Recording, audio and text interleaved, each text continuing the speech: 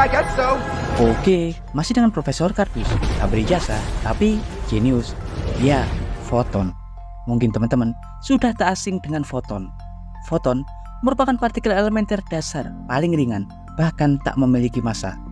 Foton juga disebut sebagai partikel cahaya, karena dalam mekanika kuantum, sifat cahaya dijelaskan sebagai bentuk dualitas gelombang partikel yang tak dapat dipisahkan. Artinya, cahaya dapat kita identifikasi sebagai sebuah gelombang atau sebuah partikel. Ya, di alam semesta, foton bekerja dengan gelombang dan gaya elektromagnetisme untuk memancar sebagai bentuk radiasi, baik ultraviolet, sinar X, inframerah, sinar gamma, dan lain-lain. Tapi yang akan Profesor Kardus bahas kali ini bukan tentang foton, melainkan tentang sebuah entitas eksotik yang merupakan bagian dari hidden sector. Ya, dalam fisika partikel, istilah hidden sector atau sektor tersembunyi digunakan untuk mengelompokkan kumpulan partikel-partikel hipotesis dan juga medan kuantum misterius yang belum teramati. Salah satu partikel eksotik hipotesis yang masuk dalam hidden sector adalah dark photon atau foton gelap. Tahukah Anda apa itu dark photon atau foton gelap? Foton gelap adalah sebuah partikel eksotik masif yang diteorikan menjadi partikel penghubung materi gelap dan materi barionik atau materi tampak yang setiap hari kita lihat di alam semesta ini sehari-hari. Partikel ini bersifat hipotesa atau masih berwujud prediksi teoritis dengan probabilitas atau kemungkinan bisa benar atau tidak. Tapi meski masih berwujud hipotesa, mayoritas para ilmuwan fisika partikel percaya dan meyakini bahwa partikel eksotik ini ada di alam semesta. Dan untuk membuktikannya, hingga saat ini para ilmuwan fisika partikel di seluruh dunia, terutama yang bekerja di laboratorium akselerator partikel raksasa seperti CERN dan Fermilab, rutin melakukan pengamatan untuk menemukan keberadaannya. Dark photon atau foton gelap sudah diprediksi sejak era 50-an. Foton gelap dikadang-kadang merupakan kunci untuk memfasilitasi dalam menemukan atau observasi materi gelap. Tapi seperti yang kita tahu, saat ini umat manusia masih buta pengetahuan tentang materi gelap, tentang keberadaannya, struktur, sifat, perilaku, dan sebagainya. Karena faktanya, kita sangat sulit untuk menemukan dan mengetahuinya. Meski secara teoritis, materi gelap disebut sebagai struktur penyusun terbesar kedua di alam semesta setelah energi gelap, yakni 67%, 27% materi gelap, dan hanya 5% materi barionik atau materi umum tampak yang kita lihat sehari-hari.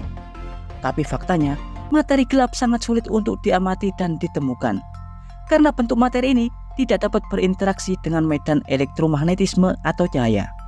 Karena itu, kita sangat sulit untuk mendeteksinya, karena pada hakikatnya umat manusia melakukan deteksi objek-objek di luar angkasa dengan menggunakan perilaku gelombang elektromagnetik seperti foton atau pancaran radiasi lainnya. Tapi materi gelap berbeda. Meski jumlahnya sangat melimpah di alam semesta, kita sulit untuk mendeteksinya. Para ilmuwan hanya bisa memperkirakan bahwa materi gelap tidak terbentuk dari struktur baryon seperti proton, neutron, dan elektron seperti yang terdapat pada materi-materi umum. Namun, materi gelap terbuat dari bentuk materi eksotik lain. Bahkan, beberapa kelompok masyarakat umum ada yang menganggap materi-materi gelap adalah sekat atau tabir yang membatasi objek tampak yang kita lihat dengan sesuatu yang bersifat kegaiban atau dimensi lain. Tapi, dalam fisika, segala perilaku fisik seharusnya dapat dijabarkan secara ilmiah.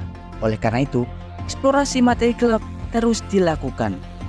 Ya, dari misteri keberadaan materi gelap inilah teori hipotesis foton gelap lahir. Jika foton-foton cahaya atau medan elektromagnetik tampak, umum kita manfaatkan interaksinya untuk digunakan mendeteksi objek-objek atau materi tampak di alam semesta ini, baik melalui teleskop-teleskop super canggih atau detektor-detektor yang kita miliki. Foton gelap dihipotesakan juga dapat digunakan untuk mendeteksi materi gelap. Diperkirakan hanya foton gelap yang dapat berinteraksi dengan materi gelap, karena foton atau medan elektromagnetik umum tak dapat berinteraksi dengan materi gelap. Selain CERN, Fermilab Laboratory Amerika Serikat rutin membuat hamburan inelastis pada penumbuk partikelnya untuk menemukan kandidat foton gelap. Ya, pembeda utama foton gelap dan foton cahaya normal adalah bentuk masanya.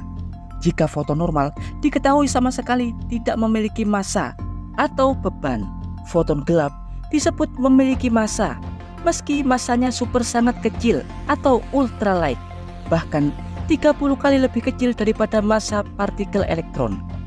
Ya, dan berikut informasi singkat dari Profesor Kardus tentang dark photon. Partikel eksotis digadang-gadang dapat mengungkap keberadaan materi gelap.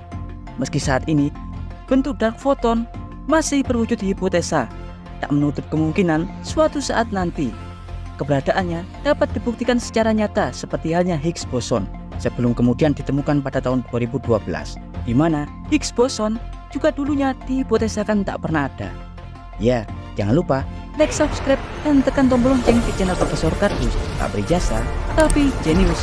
Profesor Kardus dari Fermilab Laboratory mengabarkan.